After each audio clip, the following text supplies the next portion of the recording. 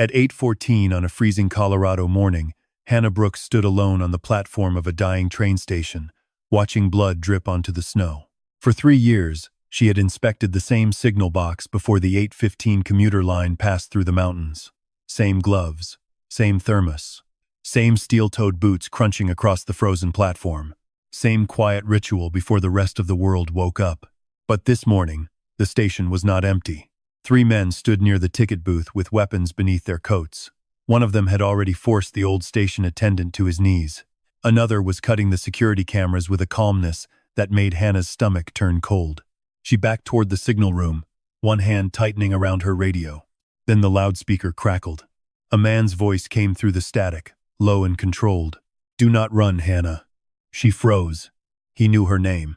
The 8:15 train appeared in the distance, its headlights cutting through the snowfall like 2 white eyes.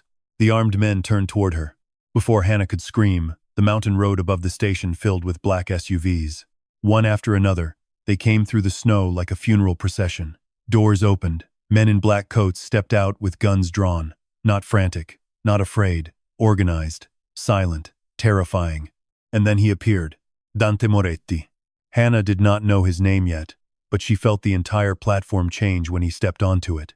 Even the armed men seemed to hesitate, as if death itself had arrived early and was deciding who deserved to leave. He wore a black overcoat dusted with snow, his dark hair untouched by panic, his face calm in a way that was more frightening than rage. He did not look at the guns first. He looked at Hannah. Only Hannah. "Get behind me," he said. She should have refused. She should have asked who he was. She should have run. Instead, the first bullet shattered the glass beside her head. Dante moved before she could breathe. His arm came around her waist, pulling her against him as gunfire exploded across the station. The train screamed toward them. Snow burst from the platform. Men shouted. Bodies hit the ground. Hannah's cheek was pressed against the front of his coat, and beneath the scent of winter and expensive wool, she smelled blood. Not hers. His. "You're hit," she whispered. His hand tightened around her back. I said, "Get behind me." The 8:15 thundered past them without stopping. Its windows flashed by in silver streaks. For one terrible second, Hannah saw her own reflection in the glass. Pale face, frightened eyes, a stranger's blood on her sleeve, and the most dangerous man she had ever seen standing between her and death. When the gunfire stopped, the platform was silent except for the fading train. Dante looked down at her. There was no softness in his face, no apology, no explanation, only possession disguised as control. "You're coming with me." Hannah pushed against his chest. "I don't even know who you are." His gaze dropped briefly to her hand on his coat, then returned to her eyes.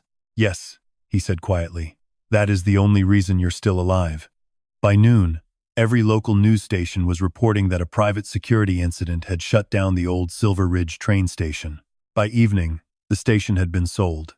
By midnight, Hannah discovered the buyer had paid 8 times its value in cash and ordered every surrounding road closed indefinitely. The last train station in Silver Ridge now belonged to Dante Moretti, the most feared mafia boss in America, and nobody could explain why. Hannah learned his name from a television screen inside the back of an armored SUV. Dante Moretti, billionaire shipping magnate, real estate investor, philanthropist to hospitals and children's foundations, suspected head of the Moretti crime family, untouchable, unconvicted, feared from New York to Los Angeles. The news anchor described him with careful words, the kind people used when they were afraid of lawsuits or bullets. Hannah sat across from him while snow hammered the tinted windows. His men occupied the front and rear vehicles. Nobody spoke unless he spoke first. His left side was bleeding through his coat. "You need a hospital," she said. Dante did not look away from the window. No, that wasn't a suggestion. That made him glance at her. It was the first time she saw something almost like interest in his eyes. "You give orders often?" "When men bleed in front of me and pretend they aren't bleeding, yes." One of his men in the front seat shifted as if offended on his behalf. Dante lifted one finger, and the man went still. Hannah noticed that. One small gesture, and armed men obeyed him like gravity. "You're a signal engineer," Dante said. So you understand systems, timing, failures, warnings ignored too long." His eyes settled on her face. This morning was not a random attack. Her pulse tightened. Who were they? Men who should have died before they reached you. The answer chilled her more than the snow outside. You knew they were coming. I knew someone was coming. And you didn't warn me? His jaw tightened almost invisibly. I bought the station at 6 this morning.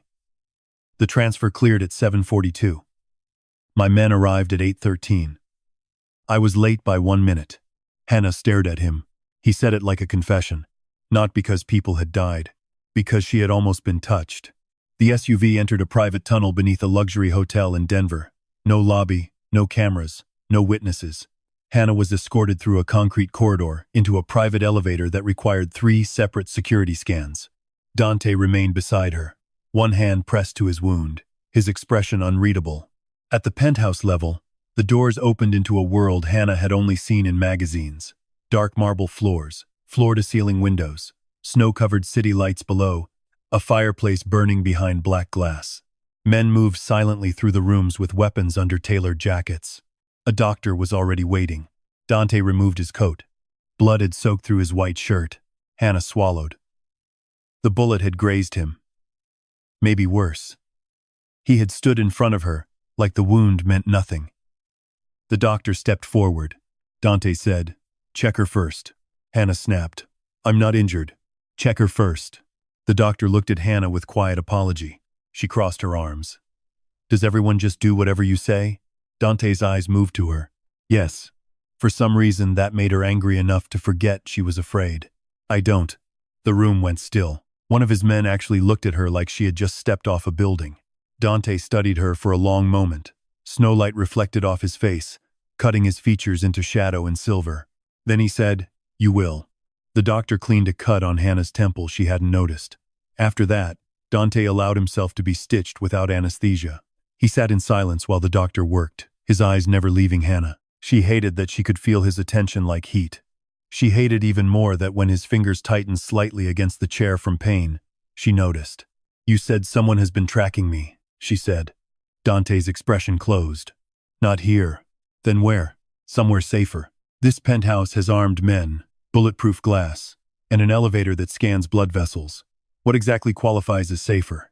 His mouth almost moved. Not a smile. Something colder. Somewhere no one knows exists. That night, Hannah tried to leave. She waited until the penthouse grew quiet, then slipped into the hallway wearing borrowed clothes and her own boots. The elevator rejected her access. The emergency stairwell required a code. Every exit had a man posted nearby. She found Dante in the glass-walled study, standing alone over a table covered in maps of railway routes. Not highways, not airports. Rail lines. The old Colorado freight corridors, abandoned stations, mountain tunnels, switch yards. Her station was circled in red. So was her apartment. So was her father's cabin. Hannah stepped inside, her breath catching. "What is this?" Dante did not turn around immediately. When he did, there was no surprise in his face. "You were going to run. You have maps of my life. I have maps of the places people will use to kill you." Her voice shook despite her effort to steady it. "How long have you been watching me?" Silence. That silence was worse than an answer. Hannah backed away. Dante moved once, fast enough to block the door without seeming hurried. "Do not look at me like that." "Like what?" "Like I am the monster in this room." She laughed once, sharp and breathless. "You bought my station. You dragged me into your penthouse. You have my apartment marked on a map. What else am I supposed to think?" His eyes darkened. "That I am the only monster standing between you and worse ones." For a moment, neither of them moved. The fire behind him threw shadows across the walls. Outside, Denver glittered beneath a storm. Hannah could hear her own heartbeat. Then Dante stepped aside. The door was open. "You want to leave?" He said, "Leave." She stared at him, thrown by the sudden permission. "But understand something first. The men who came for you this morning did not come to threaten me. They did not come for money. They came for you. And if you walk out that door alone, they will wait until you are somewhere I cannot reach in time." Hannah's throat tightened. "Why me?" For the first time, his control flickered. "Not much. Just enough. You were never supposed to be found," he said. Before she could ask what that meant, every light in the penthouse went out. The city below vanished behind black glass. An alarm pulsed once, low and deep. Dante moved instantly. One hand caught Hannah's wrist, pulling her behind him. His other hand reached beneath the desk and came up with a gun. The dark around them filled with footsteps. Not his men. Different rhythm. Faster. Dante pushed Hannah behind a bookshelf. Stay down. She grabbed his sleeve. Dante. His name left her mouth before she realized she had said it. He looked at her hand on him, then at her face. Something dangerous passed through his eyes. Do not move, he said, softer now. The study doors exploded inward. Gunfire tore through the room. Glass shattered. Books burst apart. Hannah covered her ears, crouched behind the shelf, watching fragments of Dante through flashing muzzle fire. He did not panic. He did not shout. He moved like violence was a language he had mastered young. 3 men fell before they crossed the room. A 4th lunged toward the shelf where Hannah hid.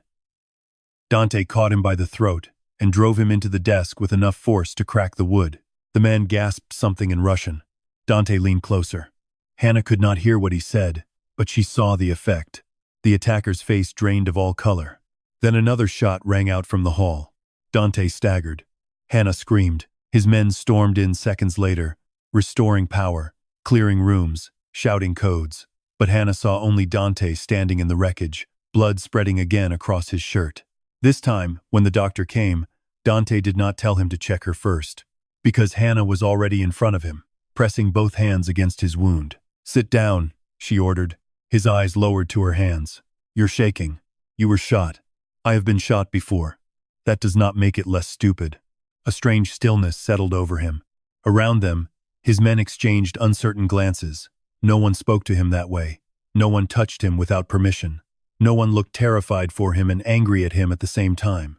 Dante sat. Not because the doctor asked, because Hannah did. At dawn, they left Denver by helicopter. Hannah watched the city disappear beneath storm clouds while Dante sat beside her, pale but awake. His men had found 4 dead attackers and 1 survivor. The survivor had bitten through a poison capsule before he could be questioned. The only thing recovered from him was a silver coin stamped with a wolf. Dante held it in his gloved hand. Hannah leaned closer despite herself. What does it mean? Carson. A personne? A family. His voice carried no fear, but the men around him changed when he said the name. Victor Carson controls half the old smuggling routes in the West, Dante said. Rail tunnels, mountain passes, private freight. He was supposed to be dead. Supposed to be? I made arrangement. Hannah stared. He glanced at her. You asked. She looked out the window again, trying to ignore the fact that her life had gone from signal inspections to mafia war in 24 hours. The helicopter flew north into the mountains, landing on a private estate hidden among snow-covered pines. The house was not a mansion in the glamorous sense. It was built like a fortress pretending to be a retreat. Dark stone, narrow windows, steel gates, cameras tucked into trees. Inside, the rooms were warm, silent, and expensive. Candlelight glowed against old wood. Snow pressed against the windows. Hannah was given a bedroom with a final fresh clothes and a view of the frozen forest. Dante did not lock the door. That bothered her more than if he had. Hours later, she found him in the kitchen, of all places, standing alone with a cup of black coffee he had not touched. Without the men around him, he seemed even more dangerous. Not larger, not louder, just lonelier. You bought the station because of me, Hannah said. Yes. Why? You are safer when I own the ground beneath your feet. The answer landed somewhere between terrifying and intimate. That is not normal. No. You say that like it doesn't matter. It stopped mattering this morning when 3 men tried to execute you before breakfast. She crossed her arms. You don't get to make my choices for me. Dante stepped closer.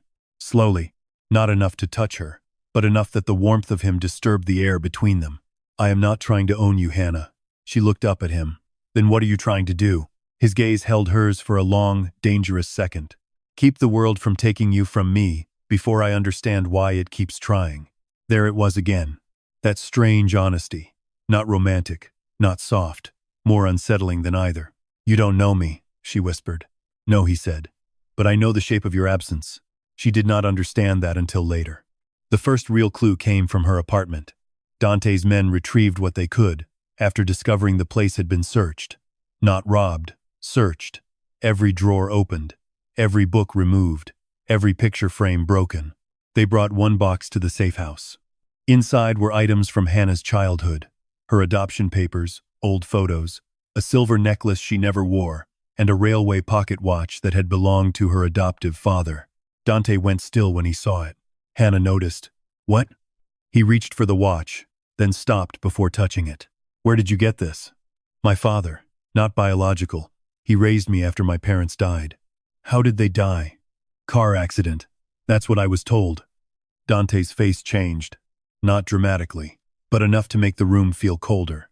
Who told you? My father. What was his name? Walter Brooks. Dante closed his eyes briefly. It was the first time Hannah saw pain cross his face without blood causing it. You knew him, she said. Dante opened his eyes. Yes. Hannah waited. He said nothing else. The silence snapped something inside her. You keep doing this. You give me one piece of the truth and then hide the rest like I'm too fragile to hear it.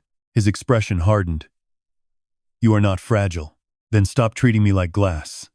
I am treating you like the last living witness to a massacre powerful men have spent 24 years burying. The words struck the room like a gunshot. Hannah could not breathe. Massacre. Witness. 24 years. No, she whispered. Dante's jaw tightened. Hannah. No, my parents died in a car accident. That is what Walter told you because he loved you.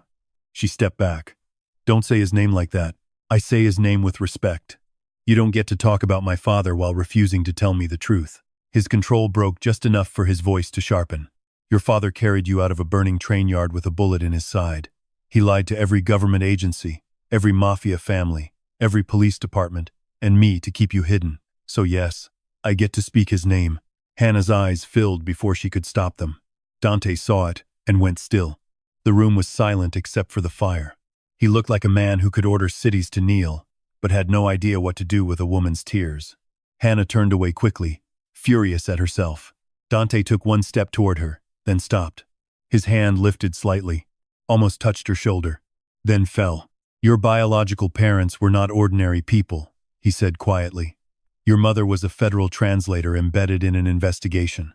Your father designed railway encryption systems for private freight networks. Together they uncovered a ledger hidden inside old signal routes. Names, payments, murders, judges, politicians, police chiefs, family bosses. Hannah stared at the window, barely seeing the snow. And I was there? You were 4. Her voice broke. What happened? Dante's reflection in the glass looked carved from guilt. Carson's men attacked the Silver Ridge freight yard. They killed everyone they could identify. Your parents hid you inside a signal maintenance cabinet before they died. Walter found you. And your sister? At that, Dante's silence changed. It became a wound. Hannah turned around. What happened to your sister? Dante looked at the pocket watch on the table. Lucia was 17. She was supposed to stay in the car. She didn't. His voice was controlled, but every word sounded like it cost him something. She found you before Walter did. Carson's men found her holding you. She told them you were already dead. Hannah's breath caught. They believed her. No. Dante's eyes returned to hers. She made them believe she mattered more. The meaning settled slowly, horribly. Lucia had drawn them away. Lucia had died. For Hannah, a sob escaped before Hannah could stop it. Dante flinched like the sound had hit him harder than any bullet. Why didn't you tell me? She whispered. Because I hated you for surviving. The honesty stunned them both. Dante looked away. For years I hated the idea of you. A child my sister died protecting. A stranger who walked away with the life Lucia lost. Then I found you. When? 3 years ago. The station, Hannah said. He nodded once. You were fixing a frozen signal box in the middle of a storm. Alone. Swearing at the wires like they had personally betrayed you. Despite everything, Hannah almost laughed through her tears. Dante's expression softened by a fraction. You reminded me of her, he said. Not because you looked like her, because you refused to be helpless. Hannah wiped her face. So you watched me. I protected the perimeter. That is a criminal way to say yes. His gaze returned to her. Yes, she should have been horrified. Part of her was.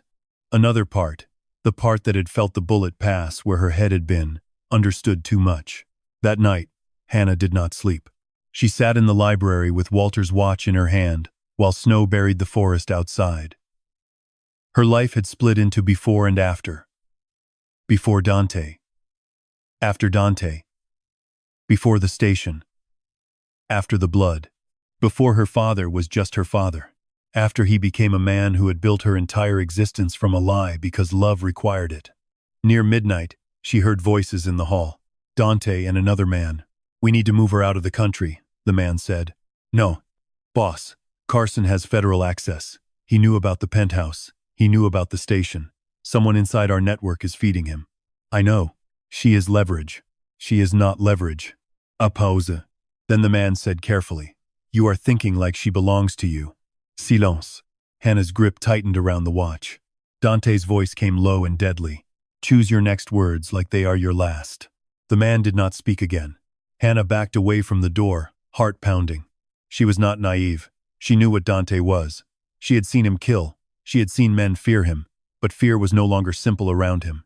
It had tangled with trust, anger, gratitude, and something more dangerous than all three. The next morning, Hannah demanded to see the station. Dante said no. She said, "I'm not asking permission." He stood across from her in the entry hall, dressed in black, still wounded beneath his shirt, surrounded by men waiting for his command. "You want to return to the place they tried to kill you? I want to know what they wanted." "They wanted you dead." "No," she said. "If that were true, they could have shot me from a distance. They came onto the platform. They cut cameras. They were looking for something before the train arrived." Dante studied her. For the first time, she saw approval beneath the resistance. "You noticed that. I'm a signal engineer. I noticed timing." One corner of his mouth almost moved. "Fine."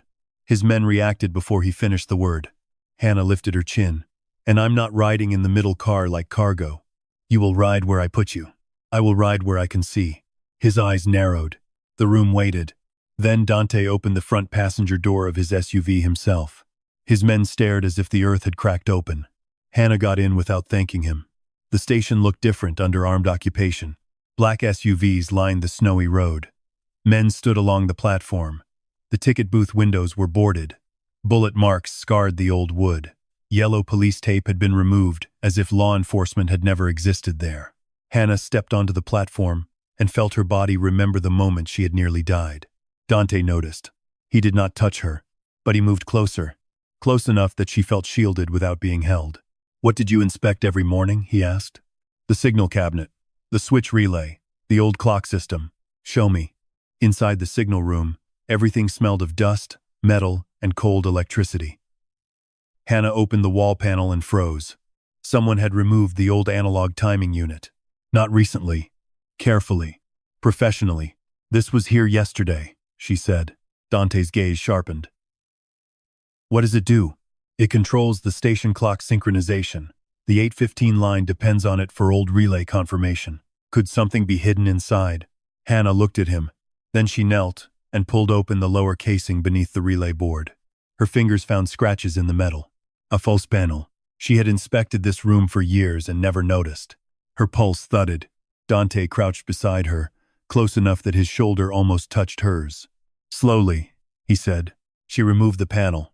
Inside was an empty slot shaped like a pocket watch. Walter's pocket watch. Hannah looked at Dante. "The watch," she whispered. Before he could answer, the station loudspeaker crackled. A child's voice came through the speakers. "Soft. Recorded. Miss Brooks, please don't let the train leave without me." Hannah went cold. Dante rose instantly. "Out. Now." The platform erupted. A freight train emerged from the mountain tunnel too fast, horns screaming, cars swaying violently. Dante grabbed Hannah and dragged her out of the signal room as the first explosion tore through the tracks behind the station. Snow and fire burst into the sky. The blast threw Hannah to the ground. Dante landed over her, taking the impact as debris rained down around them. For a second, she could not hear anything, only ringing. Then Dante's face came into focus above hers. He was saying her name. Not calmly now, not coldly. "Hannah." His hand touched her cheek, barely, like he had forgotten himself. "Hannah, look at me." She blinked. "I'm okay," she whispered. His forehead lowered for half a second, almost touching hers. Relief crossed his face so violently it frightened her. Then gunfire started again. Dante's men pulled them behind an overturned maintenance truck. Rival shooters appeared from the tree line above the station. The explosion had been a distraction. Hannah clutched the pocket watch beneath her coat, while Dante fired back with terrifying precision. One of his men shouted, "Carson wants her alive." Dante's face went colder than the snow. That changed everything. Alive meant she was useful. Alive meant the watch mattered. Alive meant the truth was not only buried in her past. It was inside her hands. They escaped through an old maintenance tunnel beneath the tracks. Dante kept one hand around Hannah's wrist, not dragging her, not gentle either. Every time the tunnel shook from another explosion, he pulled her closer. At the exit, a bullet struck the wall beside her head. Dante turned and shot the man before Hannah even saw him. Then he looked at her. Something in his expression said he had imagined losing her in that instant and hated the world for allowing the thought. By nightfall, they reached a hidden safe house near a frozen lake outside Aspen. No staff, no luxury. Just stone walls, steel doors, a fireplace, medical supplies, and silence. Dante locked the watch inside a scanner device his men had brought, but it required a passphrase. Walter had hidden the encryption key somewhere only Hannah could find it. She sat by the fire, staring at the watch. Dante stood near the window, speaking quietly into a secure phone. I don't care what it costs. Burn the route. All of it. A pause. Yes. The Carson freight corridor. Every warehouse. Every shell company. Every train contract. Tonight. Hannah looked up. What are you doing? He ended the call. What should have been done years ago? That corridor is worth billions. Yes. You're destroying it because they came after me? Dante looked at her as if the answer were obvious. They used it to reach you. So it ends. Something trembled in Hannah's chest. You can't keep burning pieces of your world every time I'm threatened. I can. That's not protection. That's obsession. His eyes held hers. Yes. The word hung between them. No denial. No apology. Hannah stood slowly. You don't get to say that like it's romantic. I did not say it was romantic. Then what is it? His voice lowered. The only honest thing left in me. The fire cracked behind her. Dante took one step closer, then stopped himself. Always stopping. Always close enough to unsettle her, never close enough to give her a simple answer. I spent years watching you from a distance, he said. I told myself it was duty, debt, strategy. Then this morning, I saw a bullet pass close enough to take you from this world. His jaw tightened, and I realized I did not care what name I gave it anymore. Hannah's breath shook. You scare me. I know. I don't know if I can trust you. You shouldn't. That hurt more than it should have. Dante saw it. His voice softened slightly. But you can trust that I will never let them take you. A loud beep came from the scanner. The pocket watch had opened. Inside the back casing was a tiny etched phrase. Hannah leaned closer. Silver Ridge remembers the girl in blue. Her blood ran cold. I had a blue coat, she whispered. Dante looked at her. When I was little, in one of the photos, I was wearing a blue coat. The floor beneath the safe house vibrated. Not an earthquake. Engines. Dante moved to the window. Headlights appeared through the trees. Too many. His phone rang. Unknown number. He answered without speaking. A man's voice came through, smooth and amused. Dante Moretti. Still guarding dead girls? Dante's expression went still. Hannah knew instantly. Victor Carson. The voice continued. Give me Hannah Brooks and the watch. I will let you keep what remains of your empire. Dante looked at Hannah. His eyes were black with controlled violence. No. Carson laughed softly. Lucia died for nothing then. The change in Dante was almost invisible. But Hannah felt it. The room seemed to lose oxygen. Carson said, Ask Hannah what she remembers about the train yard. Ask her who opened the cabinet. Ask her why Lucia screamed. Hannah's pulse roared. Fragments flashed behind her eyes. Fire. Metal. A girl's hand pressed over her mouth. A whisper. Don't make a sound. Then another voice. Walter? No. Someone else. Dante ended the call. Hannah. She backed away. I remember something. His face tightened. What? There was a man with Lucia. Dante went still. No. I saw him. No. His denial was immediate, raw. Hannah understood why before she had the full memory. Someone had betrayed Lucia. Someone Dante trusted. The safe house lights cut out. This time, Hannah did not freeze. She grabbed the watch, shoved it into her coat, and followed Dante into the lower tunnel as gunfire hammered the windows above. They moved through darkness lit only by emergency strips. Behind them, Dante's men held the entrance. Ahead, the tunnel led toward an underground garage. Halfway down, a steel door slammed shut, separating them from his security team. Dante cursed under his breath. Hannah had never heard him sound afraid, not until the tunnel speakers came alive. Carson's voice filled the concrete. You bought the station. You bought the roads. You bought the police. But you forgot something, Moretti. A red light blinked above the door. You cannot buy the past.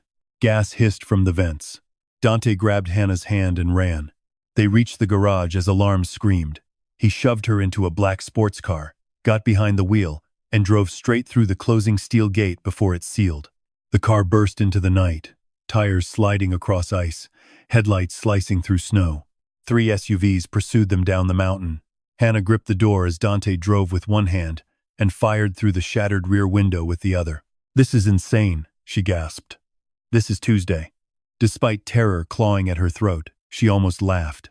Then one of the pursuing SUVs slammed into them. The car spun.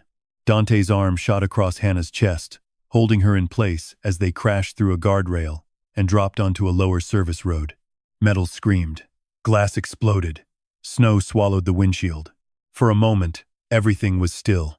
Hannah opened her eyes to Dante leaning over her, blood running down his temple. "Are you hurt? You ask me that every time we almost die. Answer me." "No." His hand remained against her cheek. This time, he did not pull away. Neither did she. The world outside was burning headlights and falling snow. His face was inches from hers, dangerous, bloodied, beautiful in the worst possible way. "Hannah," he said, and her name sounded like surrender dragged through restraint. She should have turned away. Instead, she whispered, "You're hurt." His gaze dropped to her mouth. For one suspended second, he almost kissed her. Then gunfire struck the car. Dante pulled back instantly. "Stay down." They escaped on foot through the trees, reaching an abandoned church near the old mining road before dawn. Its windows were broken. Snow drifted across the pews. The altar candles were half melted, as if someone had been there recently. Dante barricaded the doors. Hannah sat in the front pew, shaking from cold and adrenaline. He removed his coat and placed it around her shoulders. She looked up. "You'll freeze. I have endured worse."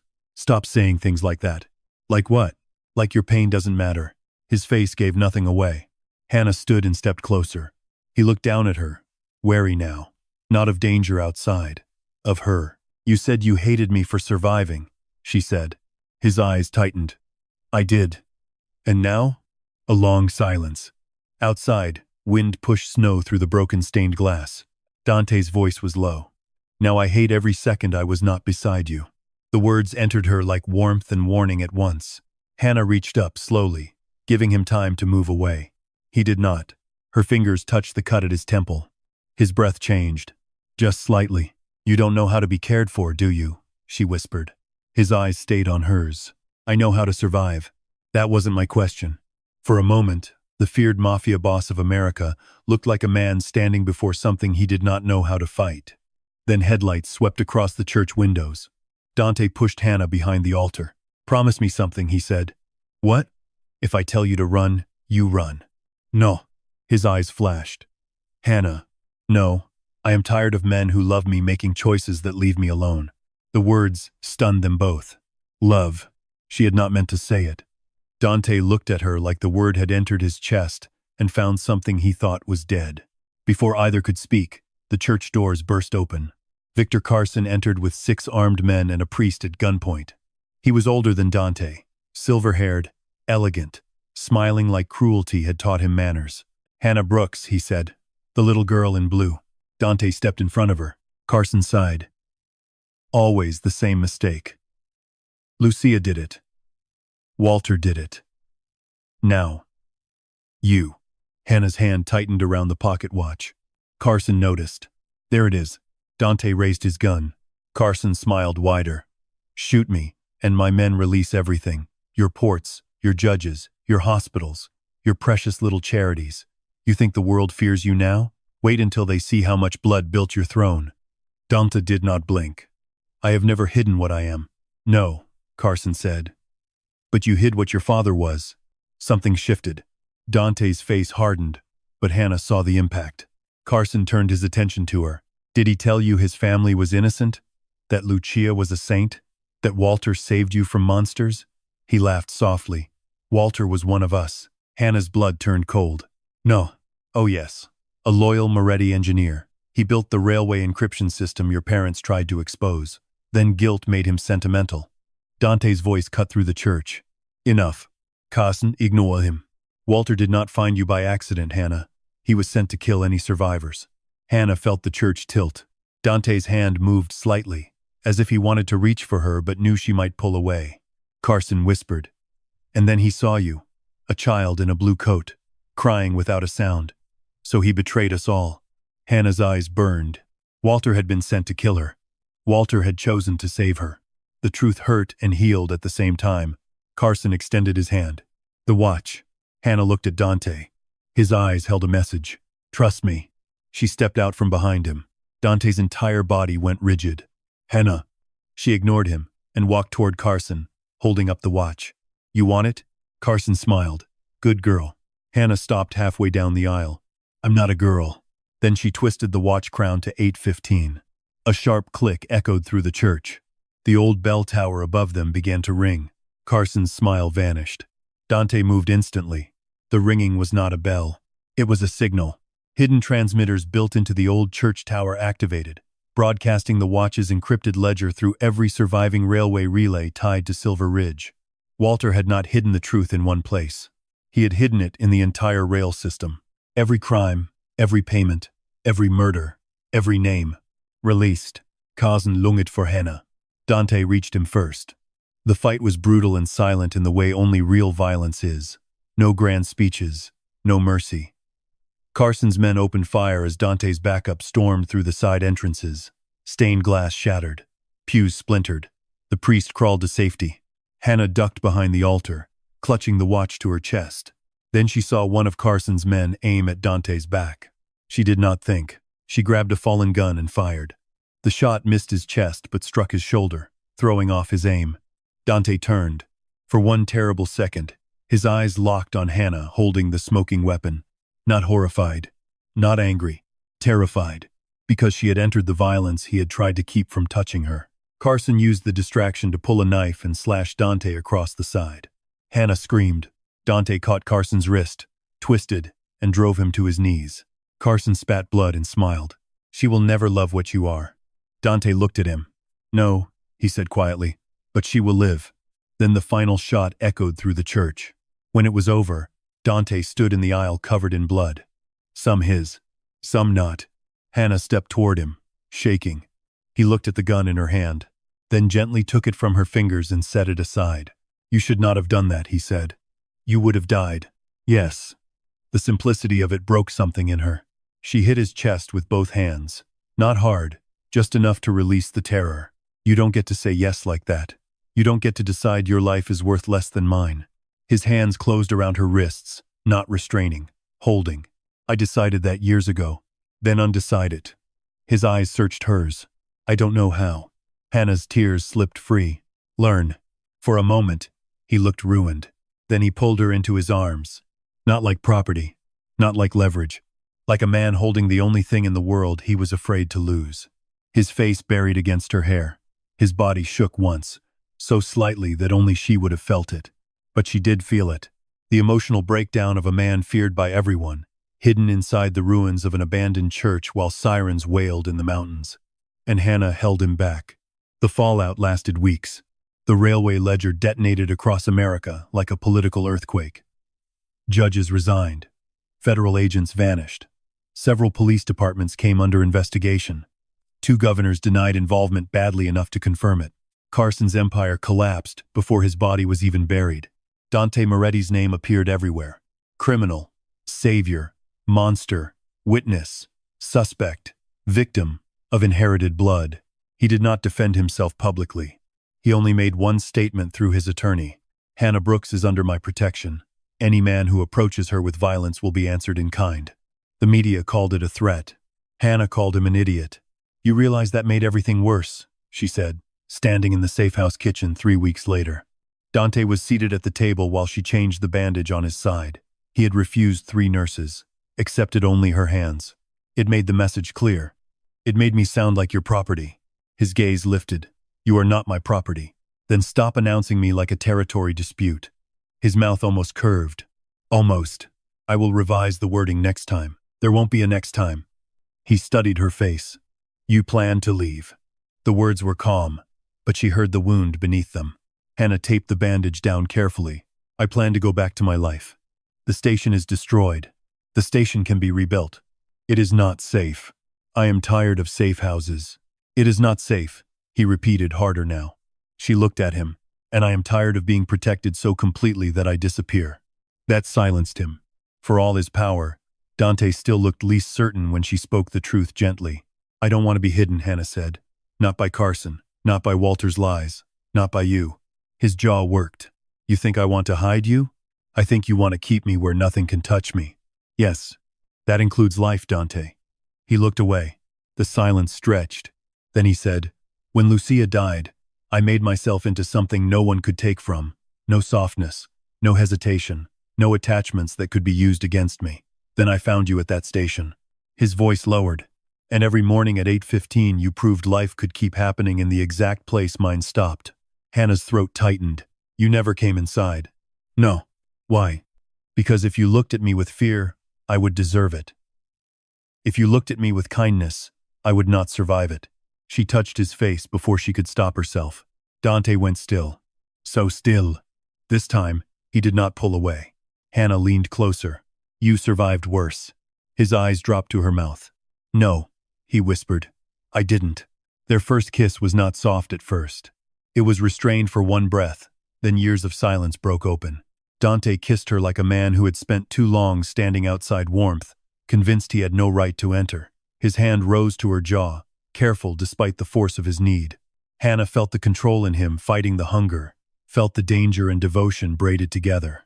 When he pulled back, his forehead rested against hers. You should still leave, he said. She smiled faintly, breathless. That is a terrible romantic line. It is the only honest one. I know. She stepped back, but not away. I'm going back to Silver Ridge. His face closed. Hannah, and you are not going to buy the entire town. A pause. I already own half of it. Don't you? I will sell it. To who? He hesitated. She narrowed her eyes. He said, a trust. Controlled by. Another pause. My attorney. Don't you? His expression remained serious, but something almost playful flickered beneath it. I am learning. 6 months later, the 8:15 returned to Silver Ridge. The station had been rebuilt, but not erased. Hannah insisted on preserving the old wood where the bullet scars remained. A brass plaque honored Walter Brooks and Lucia Moretti, not as saints, not as criminals, as people who chose one child over every order they had ever been given. The platform filled with townspeople, reporters, railway workers, and federal observers pretending not to notice the black SUVs parked on every nearby road. Hannah stood beside the signal box in her old boots and new coat. Blue, Dante noticed immediately. Of course he did. He stood at the edge of the platform, dressed in black, distant enough to give her space, close enough to stop the world if it moved wrong. People still feared him. They stepped out of his path, whispered his name, watched his hands, but Hannah saw what they did not. The man holding himself back because love, for him, was not possession anymore. It was restraint. It was trust. It was standing on a public platform and letting her choose whether to come closer. The 8:15 appeared in the distance. Hannah turned toward him. You're not going to tell me to stay behind you? Dante's eyes moved over her face. No. Progress. But if someone shoots, don't you? His mouth softened. Barely. Enough. The train lights grew brighter through the morning snow. Hannah stepped closer and slipped her hand into his. The platform went silent. Every reporter saw it. Every bodyguard saw it. Every enemy watching from a distance would hear about it. Dante looked down at their joined hands, as if she had placed his entire future there. You understand what this means, he said. Yes. They will call you mine. Hannah looked up at him. No, she said. They'll learn you're mine too. For the first time, Dante Moretti smiled where the world could see it. Not fully, not softly, but enough to change the story. The 8:15 pulled into the station, brakes hissing, doors opening into gold morning light. Hannah did not board. Not yet. She stood beside the man who had bought the last train station because she never missed it. The man who had once mistaken obsession for protection. The man who had learned that love was not owning the ground beneath her feet. It was standing beside her when she chose where to go. Dante lifted her hand and kissed her knuckles, slow and reverent, as snow fell around them. Where to, Hannah Brooks? She looked at the train, then at the mountains, then at him. Anywhere, she said. But this time we don't run. The train whistle echoed through Silver Ridge. And for the first time in 24 years, the station did not feel haunted. It felt awake.